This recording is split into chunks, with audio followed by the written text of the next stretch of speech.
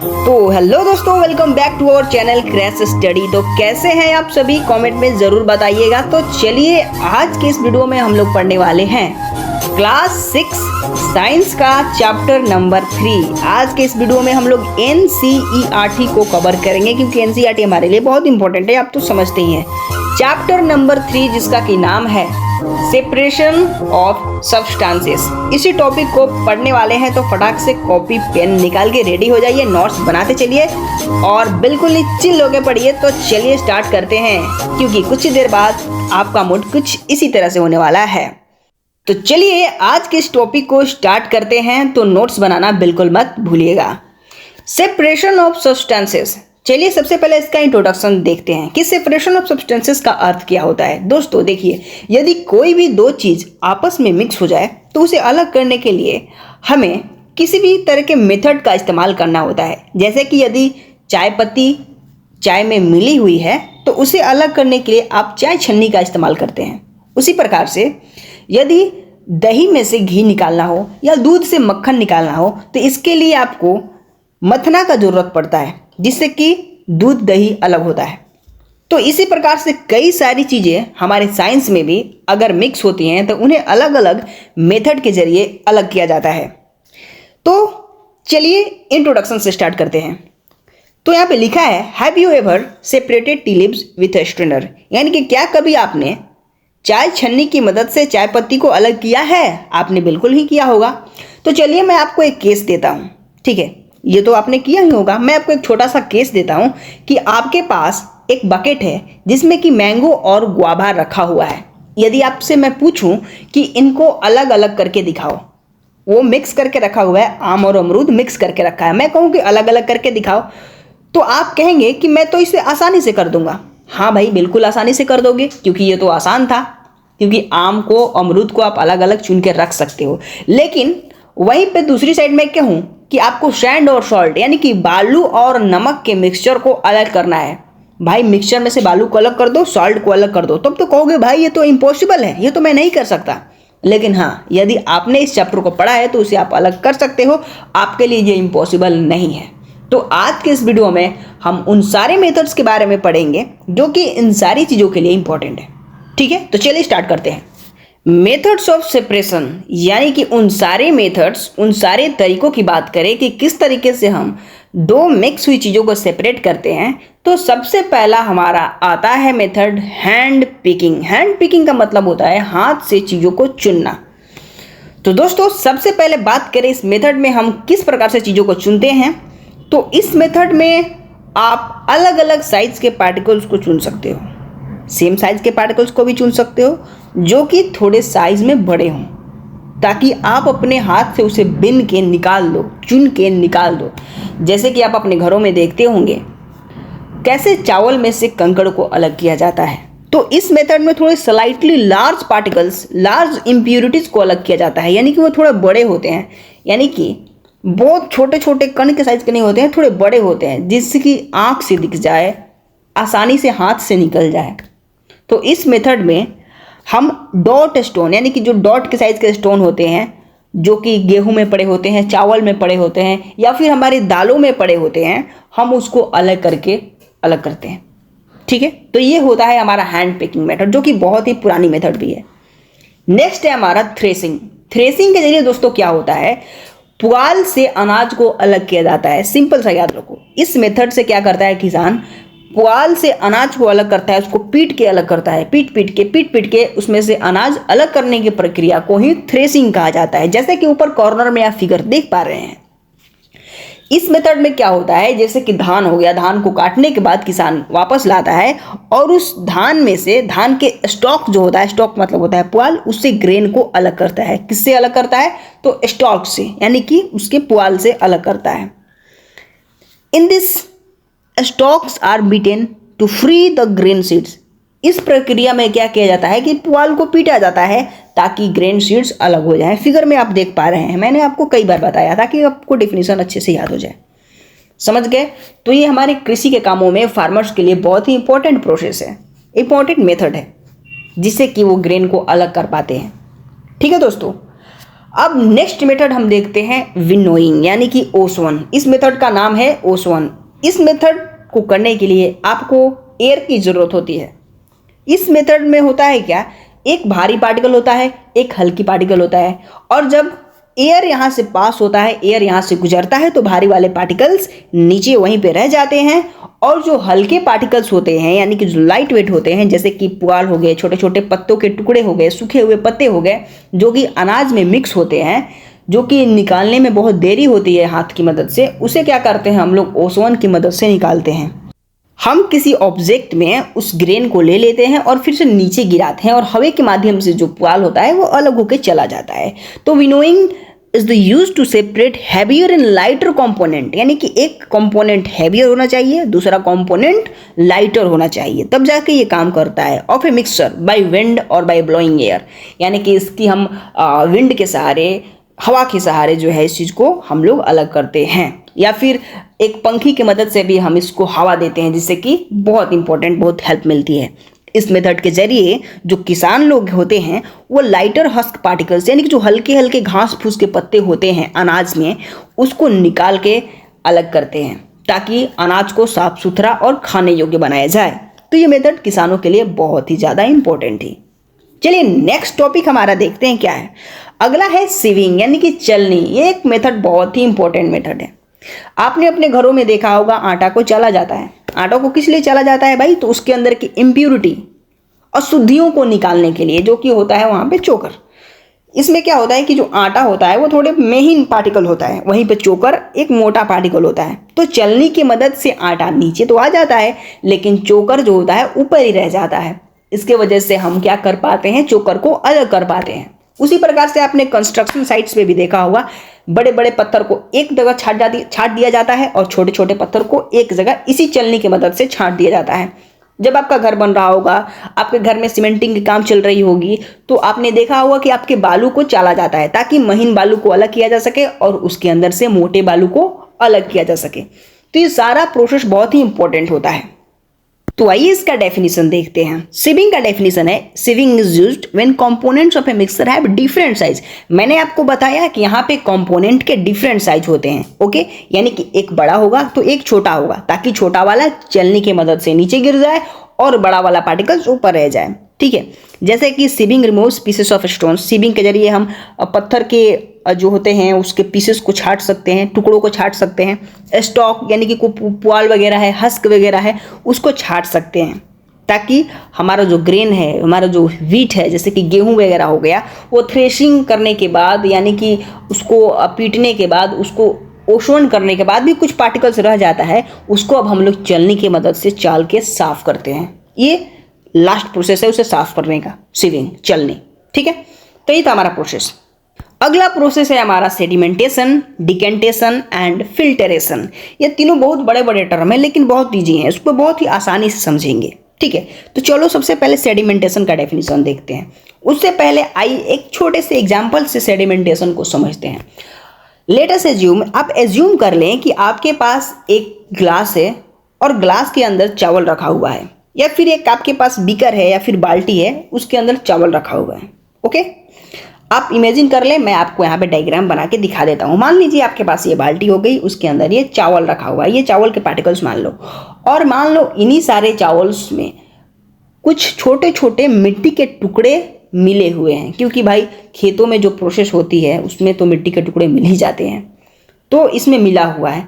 अब हम लोग क्या करेंगे, इस मिट्टी के टुकड़ों को निकालने के लिए यहाँ पे हम लोग सेडिमेंटेशन का प्रयोग करेंगे। सबसे पहले हम लोग इसमें पानी डालेंगे, इस चावल और मिट्टी के मिक्सचर में पानी डालेंगे। पानी डालने से होगा क्या दोस्तों, मिट्टी वाला पार्टिकल्स इसमें मिक्स होके घुल के पानी के साथ मिल जाएगा। तो जैसे ही हमने पानी डाला, पानी इसमें भर गया और मिट्टी वाला जो भी पार्टिकल्स था उसमें मिक्स होके पानी के साथ मिल गया। अब चावल नीचे बैठ गया और मिट्टी पानी के साथ मिल गया।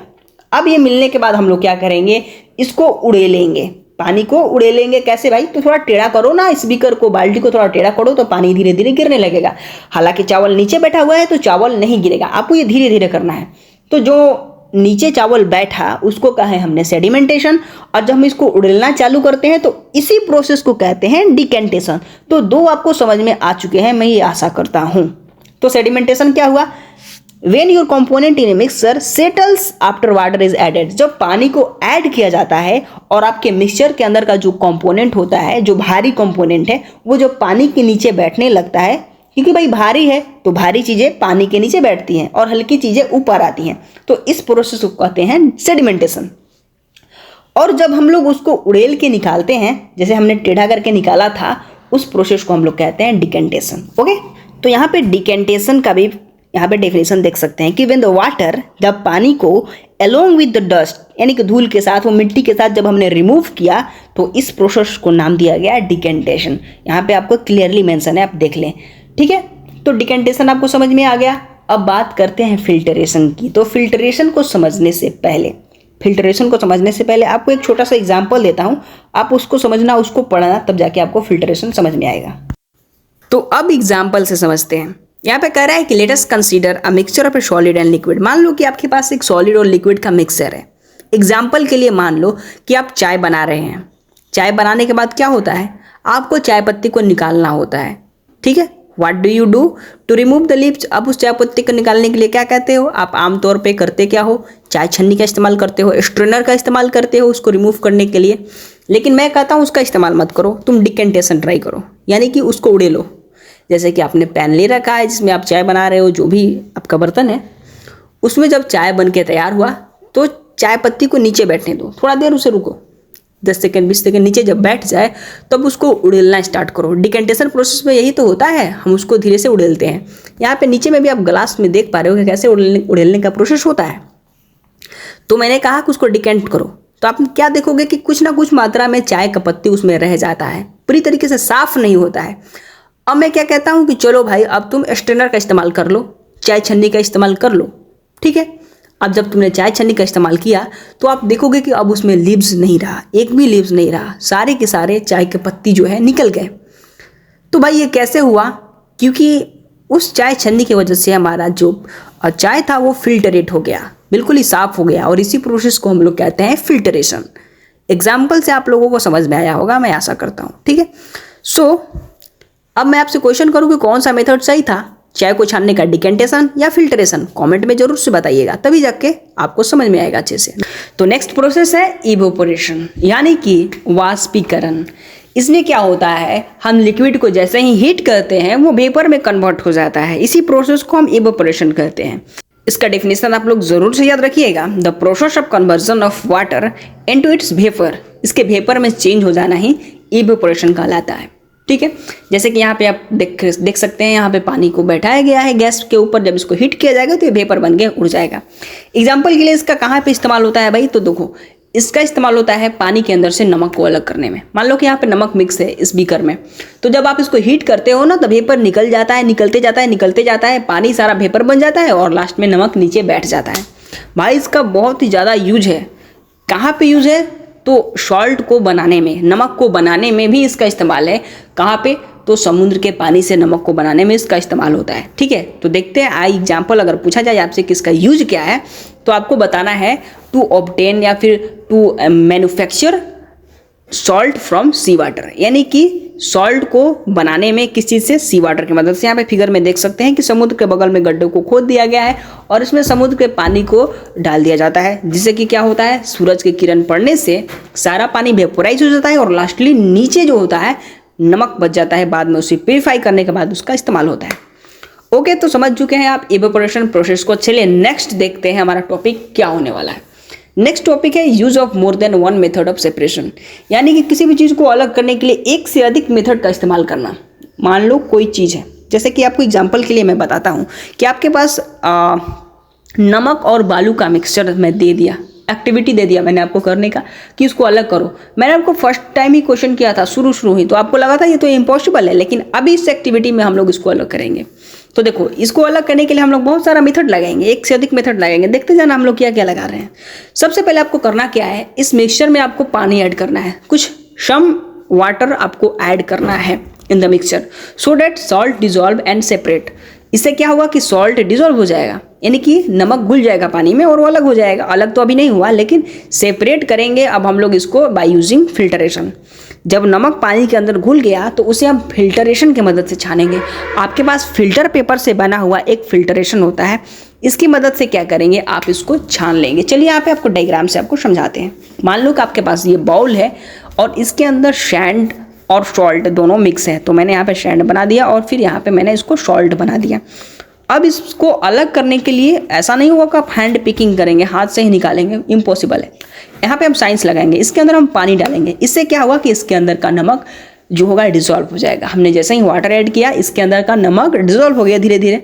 अब क्या करेंगे, हम लोग एक फिल्टर पेपर ले आएंगे। क्या ले आएंगे, फिल्टर पेपर।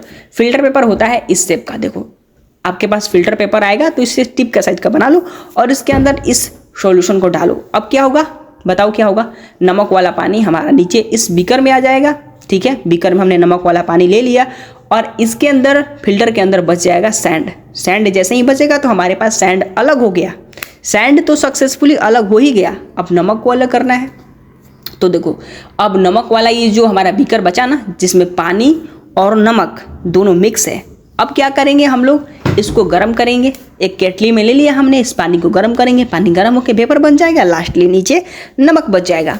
अब जो वेपर बना उस वेपर का क्या करेंगे, तो देखो इसको मेटल प्लेट से टकराएंगे और ऊपर में आइस रखेंगे, बर्फ़, ताकि वेपर तुरंत ही ठंडा हो जाए और ठंडा होने के बाद लिक्विड में कन्वर्ट हो जाए और फिर इस पानी को भी हम लोग इकट्ठा कर लेंगे। तो देखा हमने कितने सारे प्रोसेस लगाए हैं यहाँ पे।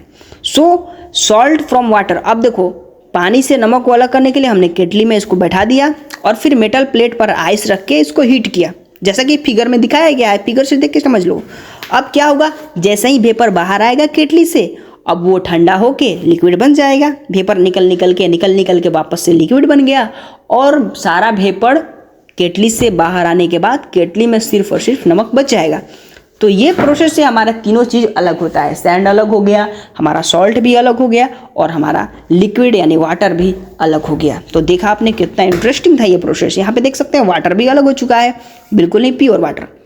तो इस प्रोसेस को क्या कहते हैं, the conversion of water vapour into liquid. यहाँ पे जो प्रोसेस हो रहा था ना, ये ठंडा वाला, जब हमने बर्फ़ रखा था, इस प्रोसेस को हम लोग कंडेंसेशन कहते हैं। इसको याद रखिएगा, बहुत इंपॉर्टेंट है। ओके, लास्ट टॉपिक आ गया, बस लास्ट टॉपिक, बिल्कुल ही बोर नहीं होना है, बहुत ही आसान टॉपिक है। Can water dissolve any amount of a substance, यानी कि क्या पानी किसी भी मात्रा में सॉल्यूट को डिसॉल्व कर लेता है। क्या पानी में हम जितना चाहे उतना नमक घोल सकते हैं, क्या पानी में हम जितना चाहे उतना चीनी घोल सकते हैं, क्या हम इसमें 1 चम्मच चीनी डालें तो घुल जाएगा, क्या हम 1 बोरा अगर इसमें चीनी डाल दें या नमक डाल दें तो क्या घुल जाएगा, बिल्कुल भी नहीं।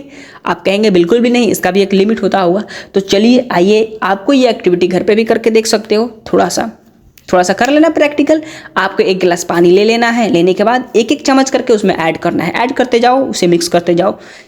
जो है आप नमक से ट्राई करना, ठीक है।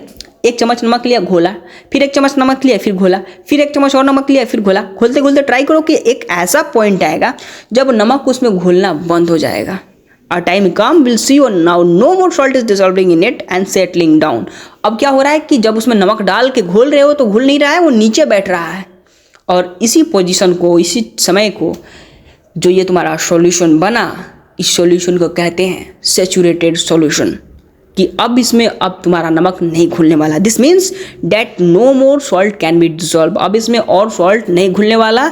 The amount of water we have taken, जितना पानी हमने लिया है उतना नमक उसमें उतना घुल चुका है, अब उसमें और नमक नहीं घुल सकता। और अब इस सॉल्यूशन को हम लोग कहते हैं सैचुरेटेड। तो समझ गए, सैचुरेटेड यहाँ पे तुम्हारे लिए इंपॉर्टेंट टर्म आया है, आगे तक काम करेगा। इसको याद रखना कि सैचुरेटेड सॉल्यूशन किसे कहते हैं, जब आपके वाटर में मैक्सिमम नंबर ऑफ सॉल्यूट हो जाए, मैक्सिमम अमाउंट ऑफ सॉल्यूट हो जाए, यानी कि द मैक्सिमम नंबर, यानी कि ज़्यादा से ज़्यादा अब उसमें और नहीं घुल सकता। उस पोजिशन को, उस समय के सॉल्यूशन को हम लोग सैचुरेटेड सॉल्यूशन कहते हैं। समझ में आ गया कि इसमें मैक्सिमम नंबर ऑफ हम सॉल्ट डिसॉल्व कर दिए हैं, अब इसमें और सॉल्ट डिसॉल्व नहीं हो सकता, इसी को हम लोग सैचुरेटेड सॉल्यूशन कहते हैं। बहुत इंपॉर्टेंट है, इसलिए आपको मैंने मैक्सिमम टाइप बता दिया।